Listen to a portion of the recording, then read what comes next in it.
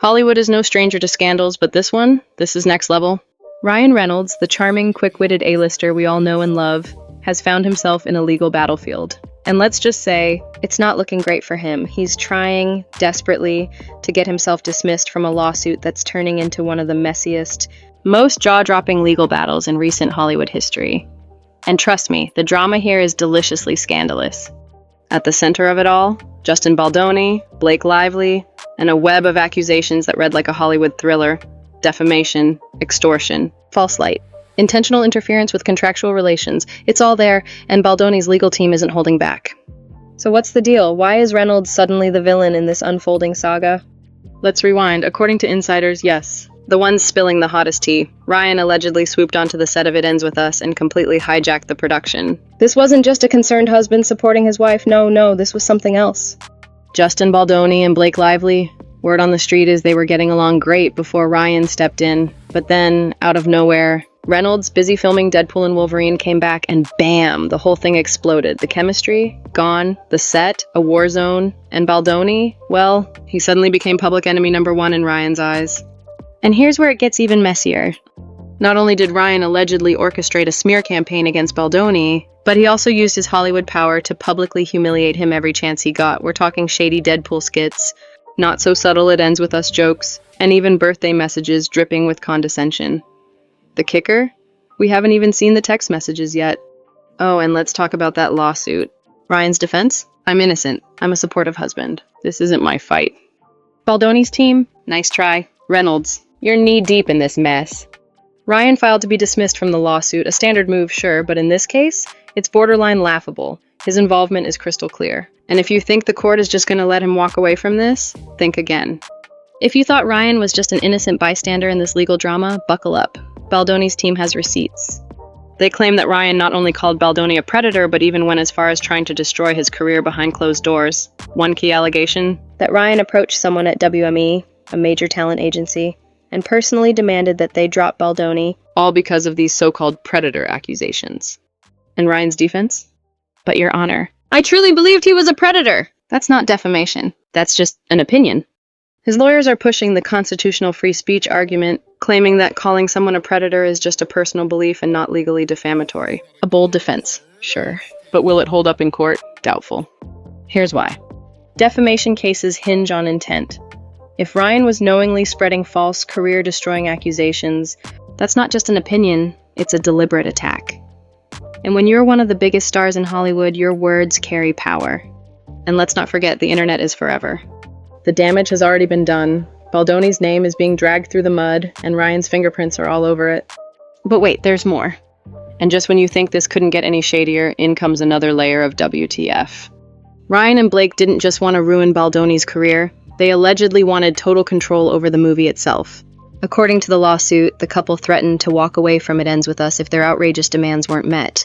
And Hollywood execs? They folded like a cheap suit. Ryan and Blake essentially took the movie hostage, changing scripts, forcing rewrites, even getting certain crew members fired. If true, this isn't just about legal drama. This is about power, manipulation, and Hollywood's darkest secrets coming to light.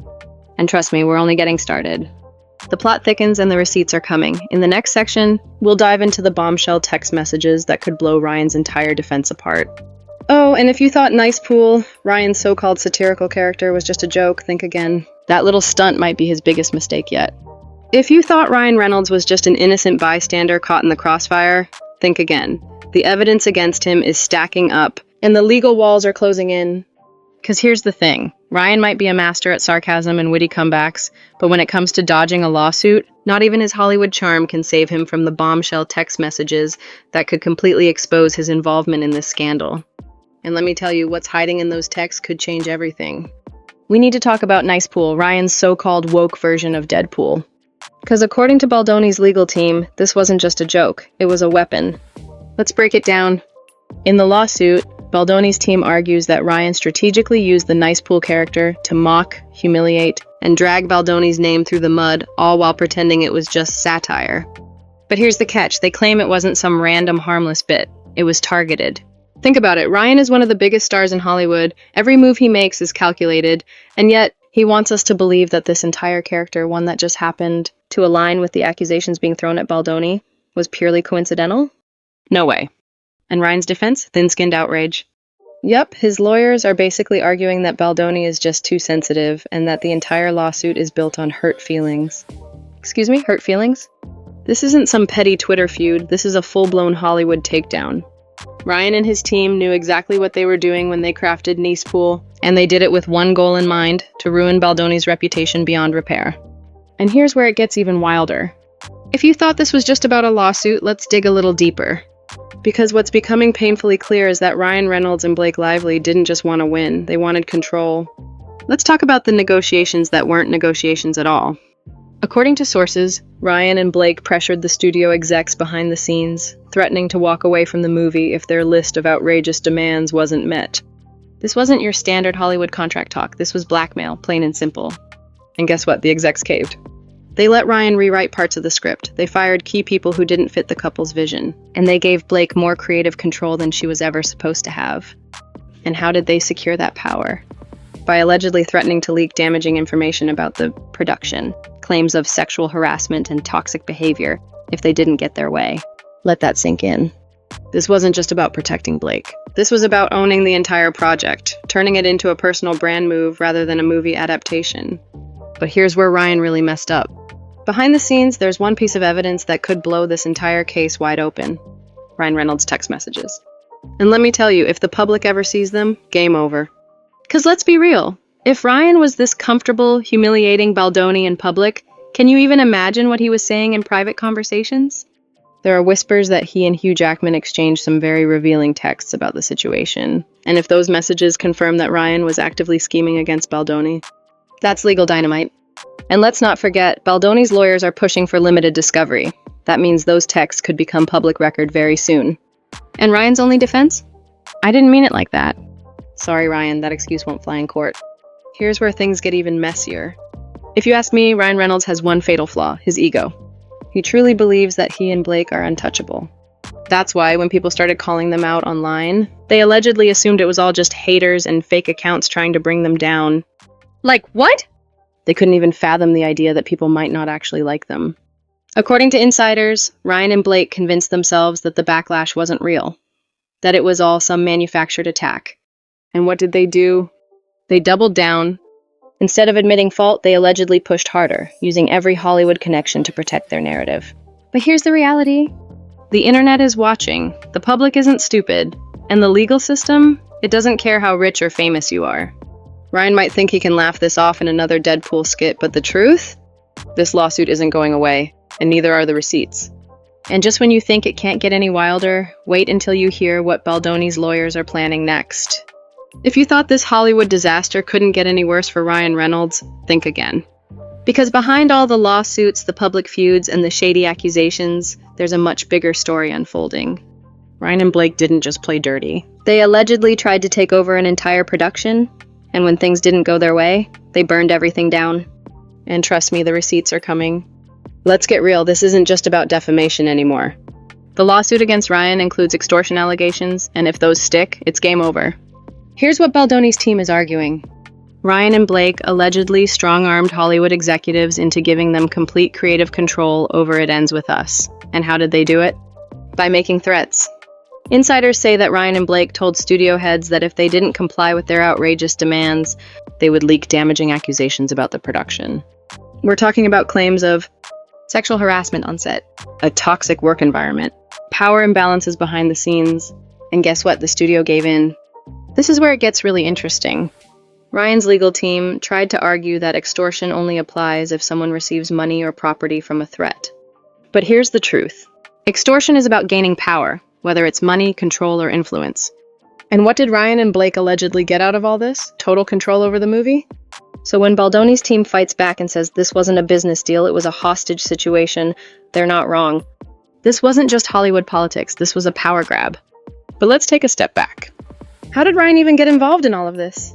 Because originally this was Blake Lively's fight. She was the one who allegedly had issues with the production, right? So why is Ryan now public enemy number one? Well, here's what's coming out. Blake picked Ryan as her representative in private Hollywood meetings, where he allegedly pressured execs, threatened walkouts, and pushed for changes. He was present at a private penthouse meeting where demands were screamed at Baldoni. He even allegedly wrote key scenes in the movie without official credit, just to shape the film how he and Blake wanted. So no, Ryan, this wasn't just you being a supportive husband. This was you acting as a power broker in a Hollywood battle. And now, it's blowing up in your face.